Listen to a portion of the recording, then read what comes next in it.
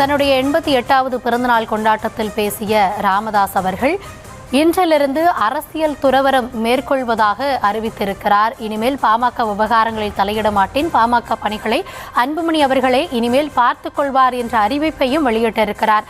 இது குறித்த முழுமையான விவரங்களோடு செய்தியாளர் பாரி கார்த்திக் இணைந்திருக்கிறார். பாரி, இன்றிலிருந்து அரசியல் துறவரம், அரசியலே பேச மாட்டேன் என அறிவித்திருக்கிறார் ராமதாஸ் அவர்கள். கூடுதல் விவரங்களை முதற்கட்டமாக வழங்கல. வணக்கம். நீண்ட நெடிய அரசியலுக்கு சொந்தக்காரர், தமிழ்நாட்டில் ஒரு மூத்த அரசியல்வாதி. அது மட்டுமல்ல, திமுக அதிமுக என இரண்டு கட்சிகளுக்கு மத்தியில் பாமக என்ற ஒரு கட்சியை உருவாக்கி அந்த கட்சியை மிகப்பெரிய அளவிற்கு வெற்றி பெற செய்தவர் ராமதாஸ் அவர்கள்.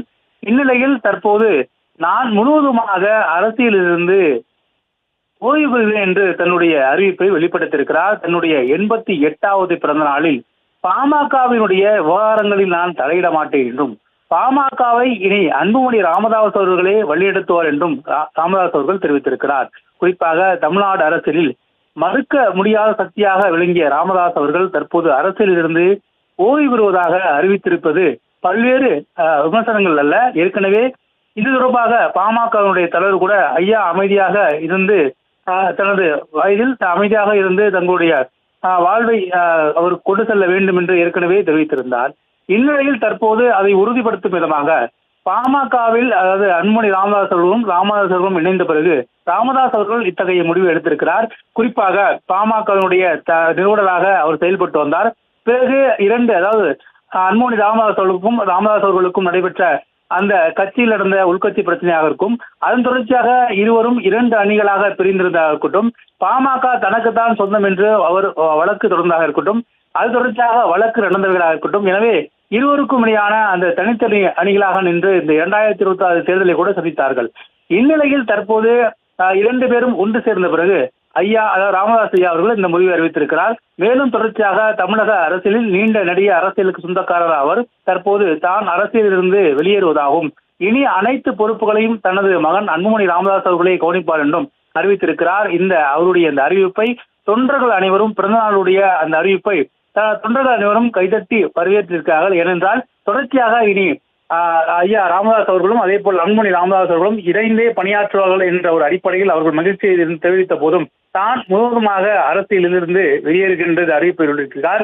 குறிப்பாக சமூக நீதி போராட்டத்தில் தமிழகத்தில் ஒரு முக்கிய ஆளுமையாக விளங்கிய ராமதாஸ் அவர்கள் தற்போது அரசியலை விட்டு ஓய்வு பெறுவேன் என்று அறிவித்திருப்பது அவர்கள் கட்சியின் மத்தியில் அடுத்த கட்டமாக அன்புமணி ராமதாஸ் அவர்கள் கட்சியை எடுத்துச் செல்வார் என்று எதிர்பார்க்கப்பட்ட நிலையில் தொண்டர்கள் மத்தியில் இது வரவேற்பை பெற்றிருக்கிறது. இனி அடுத்த கட்டமாக பாமகவை அன்புமணி ராமதாஸ் அவர்களை எடுத்துச் செல்வார்.